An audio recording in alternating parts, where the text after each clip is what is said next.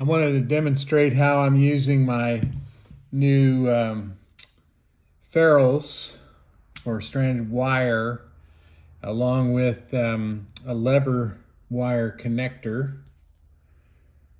I got these for very inexpensive, relatively speaking, on Amazon. And I got this ferrule crimper with the ferrules on Amazon for about $16. And I've got a piece of 18 gauge, 18.2 wire here, which I'll just strip a little bit off.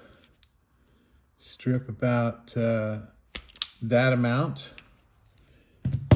And I'll twist this up.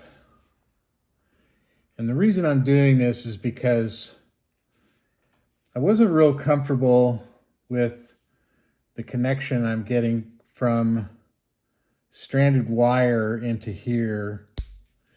It's good, and the manufacturer says it's good enough, but I just didn't feel that comfortable with that. So what I do is I take one of these 18 gauge ferrules, which they look too small for this wire to me, but they're not. They fit perfectly well in there. And it actually slides over the insulation a little bit. And I'm just still learning how to use this, but basically what I do is I close it down and put this in there and push against push my hands together and give it a squeeze. And that puts that ferrule on there really tight.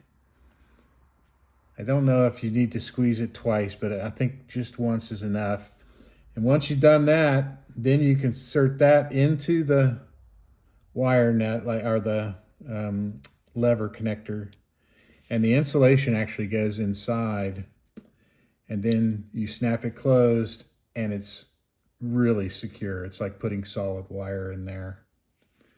So that's really all there is to it. And I'm very, very happy with everything I'm using, and now I feel really good and confident about my connections.